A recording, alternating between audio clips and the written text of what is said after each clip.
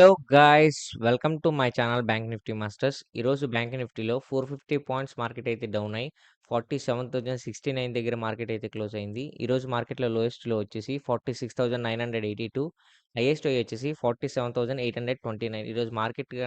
ఈరోజు మార్కెట్ అయితే unexpected move అయితే జరిగింది. మార్కెట్ అయితే బిగ్ ఫాల్ అయితే జరిగింది.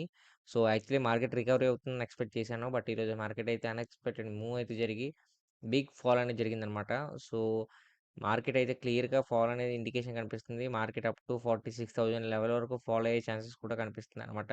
ఎందుకంటే ఈ మూవ్ అనేది ఏదైతే ఉందో, ఈ మూవ్ అనేది చాలా స్ట్రాంగ్ మూవ్ అనమాట. మార్కెట్ అనేది ప్రైస్ అనేది ఇంకా గ్రాడ్యుయల్‌గా డిక్రీజ్ అవ్వడానికి ఎక్కువ చూపిస్తున్న మూవ్ అనమాట ఇది. సో, మార్కెట్ అనేది నెక్స్ట్ రేపు కూడా మార్కెట్ అనేది కంప్లీట్‌గా ఫాలో అవుతుంది. సో, నేను ఎలా తీసుకున్నానంటే యాక్చువల్లీ మార్కెట్ రికవరీ అవుతుందనే సైన్‌తో ఎప్పుడైతే 15 మినిట్స్ స్కాన్‌లో ఒక బుల్లిష్ క్యాండిల్ వచ్చిందో నిన్న ట్రేడ్ సెటప్‌లో నేను క్లియర్‌గా ఎక్స్‌ప్లెయిన్ చేశాను. ఒక 15 మినిట్స్ స్కాన్‌లో బుల్లిష్ క్యాండిల్ వస్తే మనం కాల్ ఆప్షన్ ప్లాన్ చేసుకుందామని. అలాగే 15 మినిట్స్ స్కాన్‌లో వచ్చిన తర్వాత ఇక్కడ నేను కాల్ ఆప్షన్ ప్లాన్ చేసుకున్నాను. కాల్ ఆప్షన్ ప్లాన్ చేసుకొని నా స్టాప్ లాస్ అయితే హిట్ అయింది. మార్కెట్ అయితే హ్యూజ్‌గా రివర్సల్ అయిందనమాట. ఎప్పుడైతే మార్కెట్ రివర్సల్ అయిందో ఇంక ఎటువంటి ట్రేడ్ తీసుకోలేదు. మార్కెట్ అయితే ఒక ఒక రేంజ్‌లో ఒక కన్సల్టేషన్ జరిగి ఇక్కడ ఒక మూవ్ జరిగిందనమాట. బిగ్ ఫాల్ అనేది జరిగింది. యూజువల్ ఇంత బిగ్ ఫాల్ తర్వాత మార్కెట్ అనేది రివర్సల్ అవుతుందనమాట. సో, యాక్చువల్లీ రిస్క్ చేయలేకపోయాను. ఎందుకంటే ఇక్కడ లాస్ వచ్చింది కాబట్టి రిస్క్ చేయలేకపోయాననమాట. సో, మార్కెట్ అనేది చూసారా ఈరోజు మార్కెట్ అయితే చాలా వోలటైల్‌గా బిహేవ్ చేసింది. మంచి ఆహ్, లాస్ అయితే చాలా మందికి లాస్ ఇచ్చిందని చెప్పాలి ఈరోజు మార్కెట్ అయితే. సో, చూడండి ఇక్కడ చాలామంది పుట్ ఆప్షన్ ప్లాన్ చేసుకున్న వాళ్ళకి లాస్ వస్తది. సో, ఈరోజు మార్కెట్ అయితే వోలటైల్‌గా బిహేవ్ చేసింది. ఈళ్ళు ఖచ్చితంగా లాస్ ఎవ్వరికైనా సరే ఈరోజు ఆప్షన్ బయర్స్ అనే వాళ్ళకి లాస్ అనేది ఖచ్చితంగా వస్తదనమాట. సో, ఇంకా రేపు మార్కెట్ ఎలా ఉండబోద్ది? రేపు మార్కెట్‌లో మన ట్రేడ్ సెటప్ ఎలా ఉండబోతుందో చెప్తాను చూడండి. రేపు మార్కెట్ కంప్లీట్‌గా ఫాల్ అనే సైన్ కనిపిస్తుంది కాబట్టి రేపు స్టార్టింగ్ 15 మినిట్స్ స్కాన్‌లో ఓపెనింగ్ టైమ్‌లోనే మీరు చూసుకోండి.